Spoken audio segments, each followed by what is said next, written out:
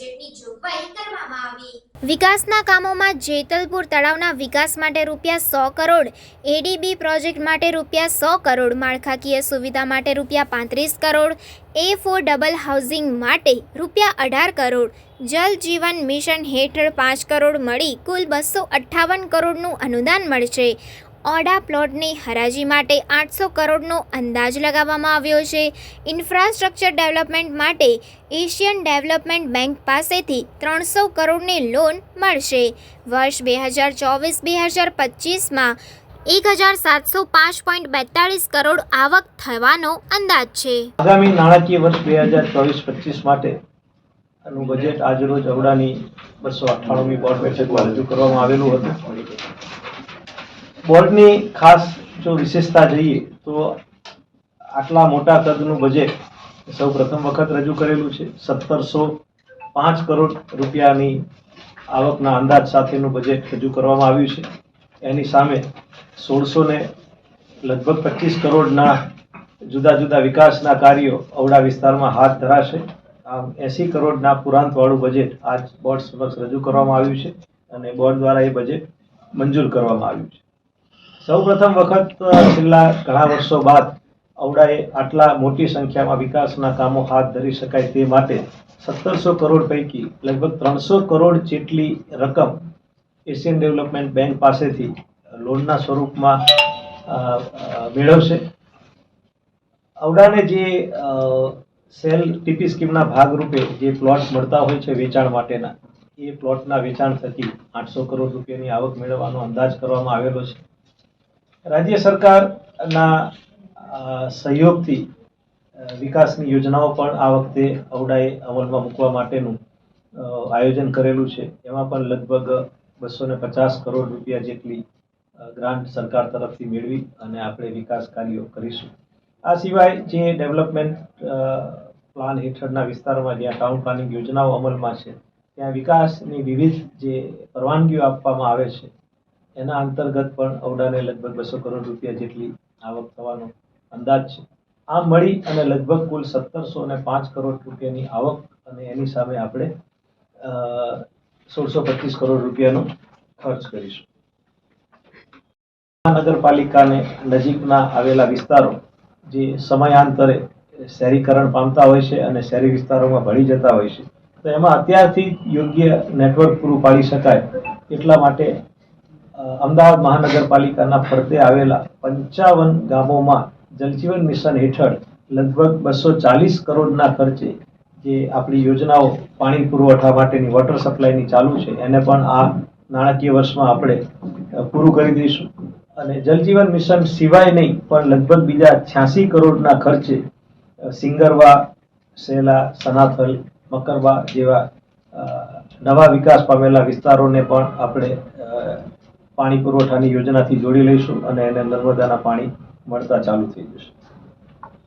આ સિવાય આપણે ગયા બજેટમાં ગયા વર્ષની અંદર જે પ્રધાનમંત્રી આવાસ યોજના છે એ મુજબ અવડા એ પોતાની અવડા આવાસ યોજના એક કાર્યાન્વિત કરેલી હતી, બનાવેલી હતી।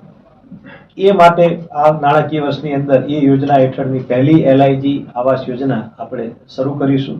એના માટે લગભગ 82 કરોડ રૂપિયા જેટલો આપણને ખર્ચો થશે।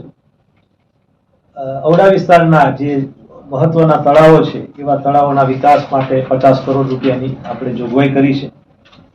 આ ઉપરાંત જે મેમનગર ખાતે એક જૂનું લાઇબ્રેરીનું બિલ્ડિંગ હતું એનું નવીનીકરણનું કામ ચાલુ કરી દેવામાં આવેલું છે। એ ચાલુ નાણાકીય વર્ષમાં લગભગ 2.5 કરોડના ખર્ચે એ કામને આપણે પૂર્ણ કરીશું।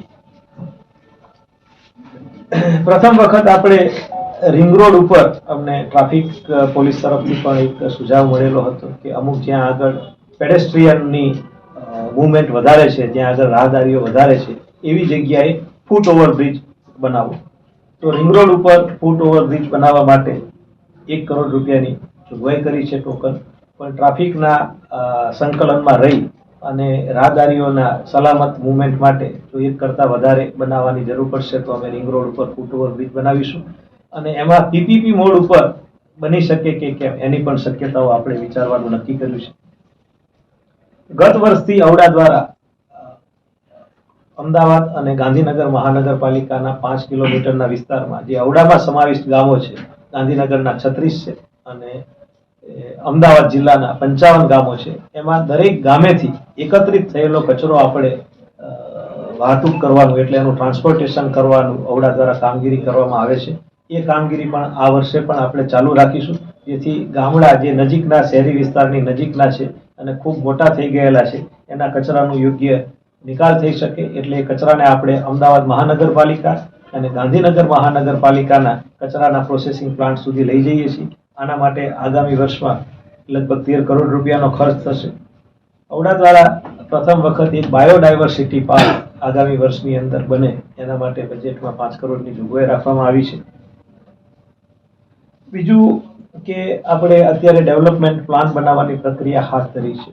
સામાન્ય રીતે ડેવલપમેન્ટ પ્લાન આપણે ઇનહાઉસ કરતા હોઈએ છીએ અને સ્ટાફ અને જે પ્લાનર્સને હાયર કરી અને ડેવલપમેન્ટ પ્લાન બનાવીએ છીએ. પણ આ વખતે મહાનગરપાલિકાનો જે રીતે વિકાસ થઈ રહેલો છે, આપણે ઓલિમ્પિક 2036ની વાતો કરી રહ્યા છીએ, એટલે 2041 સુધીનો આપણો ડેવલપમેન્ટ પ્લાનમાં ગ્લોબલ પર્સપેક્ટિવ પણ આવે અને એક રિજનલ ડેવલપમેન્ટ પ્લાન તૈયાર થાય એના માટે આ વખતે ઇન્ફ્રાસ્ટ્રક્ચર પ્લાન બનાવવાનું આપણે નક્કી કરેલું છે. એટલે સમગ્ર ઔડા અને એએમસી વિસ્તારને આવરી લેતો કે જેમાં રોડ નેટવર્ક કેવું હોવું જોઈએ, ડ્રેનેજ નેટવર્ક કેવું હોવું જોઈએ, સ્ટ્રોંગ વોટરનું નેટવર્ક કેવું હોવું જોઈએ, ક્યાં ક્યાં ટાંકીઓ બનવી જોઈએ, ક્યાં આગળ એસટીપી બનવા જોઈએ, એનું 15 વર્ષનું આખું પ્લાનિંગ જ એ આપણા ડેવલપમેન્ટ પ્લાનની અંદર આપણે કરવાના છીએ. એના માટે આ વખતે પ્રથમ વખત પ્રયોગ કરી રહેલા છીએ. ઇન્ફ્રાસ્ટ્રક્ચર કન્સલ્ટન્ટને હાયર કરીશું, એનો ખર્ચ થશે. બીજું, શહેરને આપણે લિવેબલ, રેઝિલિયન્ટ, આ બધા અત્યારે નવા બઝવર્ડ છે કે જે સારા સિટી જેને વિશ્વ કક્ષાના આપણે કરીએ છીએ, એ બધા સિટીની અંદર આવા કમ્પોનન્ટ હોય છે. શહેરો ઇકોનોમિક ગ્રોથના કેવી રીતે એન્જિન બને, એટલે એના માટે તજજ્ઞ સંસ્થાને આપણે હાયર કરવા જઈ રહેલા છીએ કે જેમાં કોઈ વિશ્વની ગ્લોબલ ખ્યાતિ પ્રાપ્ત સંસ્થા પણ એમાં કન્સલ્ટન્ટ તરીકે આવશે. તો આ ખર્ચને પહોંચી વળવા માટે 5 કરોડ રૂપિયાની આપણે જોગવાઈ કરી છે કે જેથી સારો એવો ડેવલપમેન્ટ પ્લાન શહેરના માટે જોઈએ.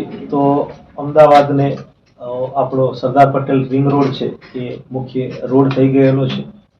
તો ગત વર્ષે આપણે એનું આયોજન આ ચાલુ નાણાકીય વર્ષમાં 23-24ના વર્ષમાં આપણે એનું નાણાકીય આયોજન વિચારેલું હતું. એડીબીમાંથી લોન મેળવીશું એના અંદાજો તૈયાર કરવામાં આવેલા હતા, એના ટેન્ડરો બહાર પાડવામાં આવેલા હતા. આ સમગ્ર વહીવટી પ્રક્રિયા આપણે આ નાણાકીય વર્ષમાં પૂર્ણ કરી ચૂક્યા છીએ અને નાણાકીય વર્ષના આરંભે જ તમામ જે ફ્લાયઓવર બ્રિજ બનાવવાના કામો હતા, ડ્રેનેજ નેટવર્કના કામ હતા, એ બધા જ કામો આપણે આગામી નાણાકીય વર્ષમાં ચાલુ કરીશું અને લગભગ વર્ષમાં એ કામો પાછળ 500 કરોડ રૂપિયાનો આપણને ખર્ચ થશે. એમાં 300 કરોડ રૂપિયાની લોન મળશે, 100 કરોડ રૂપિયા ઔડા પોતાના શહેર તરીકે એમાં જોડશે અને 100 કરોડ રૂપિયાની ગ્રાન્ટ આપણને રાજ્ય સરકાર તરફથી મળશે. આપણે અલગ અલગ વિકાસ કાર્યોમાં વાપરીશું. તો આ આપણી બજેટની આવકના સોર્સ તરીકે નવા કયા સોર્સ ઉભા થયા છે જેમાં આપણે સારું બજેટ મૂક્યું છે? આવકના સોર્સ તરીકે મેં આપને કીધું એવી રીતે એક તો ઔડા અને ડેવલપમેન્ટ જે વિકાસ પરવાનગીઓ આપીએ છીએ એમાંથી આપણને આવક થતી હોય છે, પણ એ નથી પૂરી પાડી શકાતી. એટલા માટે બીજો આવકનો સ્ત્રોત છે આપણો સેલ ઓફ પ્લોટ. એમાં આ વખતે મેં આપને અગાઉ પણ જણાવ્યું 800 કરોડ રૂપિયા એનાથી આવક મેળવવાનું કરીએ છીએ અને પ્રથમ વખત આપણે છેલ્લા ઘણા વર્ષોમાં, છેલ્લા લગભગ 5-10 વર્ષમાં આપણે નથી લોન લીધેલી. આ વખતે એડીબીની આપણે લોન લઈ રહ્યા છીએ. બીજું એક એડવર્ટાઇઝમેન્ટનું પોટેન્શિયલ અમે વિચારી રહ્યા છીએ. આ વખતે અંદાજ અમે 5 કરોડ રૂપિયાનો મૂક્યો છે કે ઔડા હસ્તકના જે અલગ અલગ પ્લોટ છે, મોટા રસ્તાઓ છે કે જેમાં ગેન્ટ્રી જે રીતે મહાનગરપાલિકા બનાવે છે, તો એમાં ગેન્ટ્રી પીપીપી ઉપર બનાવી એડવર્ટાઇઝમેન્ટના હક આપવાના. પ્લોટમાં પણ જે ખુલ્લા પ્લોટો જે વેચાણ નથી થતા અથવા હાલ આપણે વેચાણમાં નથી મૂક્યા, એવામાંથી પણ એડવર્ટાઇઝમેન્ટના હોર્ડિંગ્સને બનાવી અને એમાંથી આવક ઊભું કરવા માટેનો પ્રથમ પ્રયોગ આપણે કરવા જઈ રહ્યા છીએ. એમાંથી અત્યારે 5 કરોડ રૂપિયાની આવક થાય એવો અંદાજ આપણે મૂક્યો છે.